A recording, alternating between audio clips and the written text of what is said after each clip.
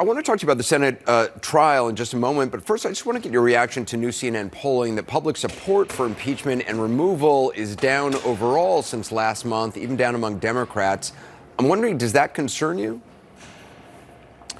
Well, Anderson, I've seen other polls that have a majority who seek the president's impeachment and removal, but we don't do impeachment by poll.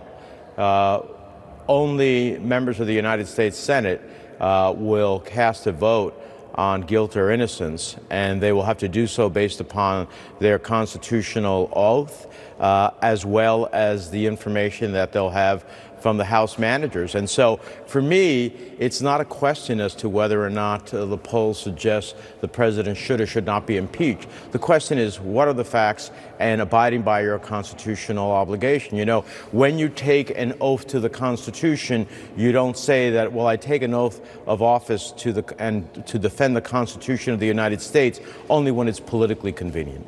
Minority Leader Schumer is pushing for witnesses from the president's inner circle in the likely Senate trial. House Democrats couldn't get, obviously, those witnesses with a majority in the chamber. In the House, do you have any reason to think that they would have better luck in the Senate? Well, I think that subpoenas under an impeachment trial from the Senate would be hard to ultimately avoid, which is why probably the majority leader is not going to allow it to happen.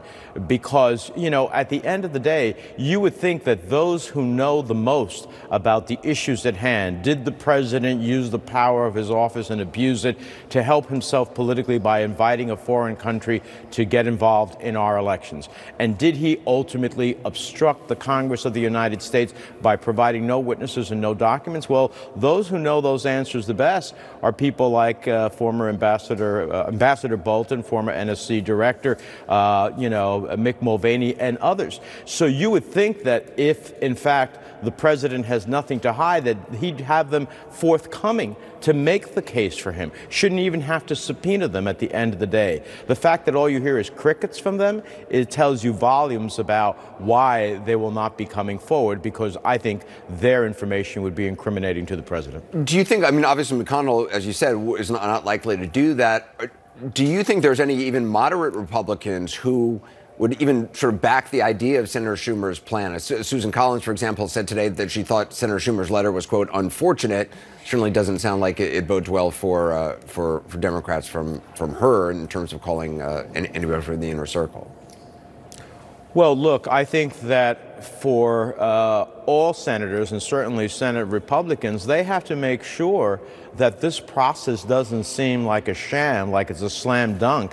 As Senator McConnell has said, that he is going to be in absolute sync with the White House counsel and with the president. That's not, that's like the defense attorney being in cahoots with the judge and the jury. I mean, that doesn't work. That's not going to have any credibility. Yeah, I mean, to the point that you just made, with McConnell saying he's coordinating with the White House, do you think, despite that there can be a fair trial? Well, look, if you listen to many of my colleagues and to the majority leader themselves, the majority leader has declared there's no way that the Senate will convict the president. Well, he hasn't heard all the evidence. He doesn't know all of the facts. I mean, other than what we have publicly seen. He hasn't seen the presentation of those facts in a way that can make a powerful case for a verdict of guilt.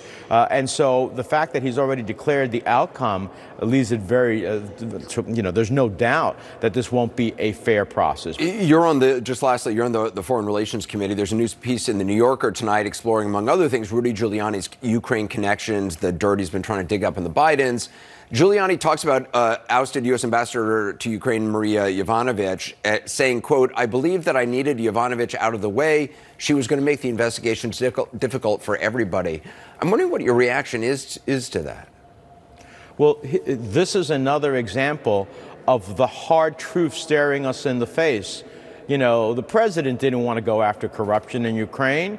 Rudy Giuliani didn't want to go after corruption in Ukraine. If you wanted to go after corruption, you wanted Maria Yovanovitch to ultimately be there, because her reputation is impeccable, particularly on the question of fighting corruption in the Ukraine and other posts that she's had. So you didn't want a corruption fighter. You wanted someone who would cover up the corruption that you were pursuing, which is try to get a foreign government and hold them hostage to ultimately get involved in our democratic elections. And the reason this should matter to your viewers should be, and to every American, if we invite foreign governments to get involved in our election when we cast a vote, we don't know that the sanctity of our vote that is being cast is ultimately what's going to be realized, and that those who get elected are going to be doing our bidding versus some foreign entity's bidding. Senator Menendez, I appreciate your time. Thank you. Thank you.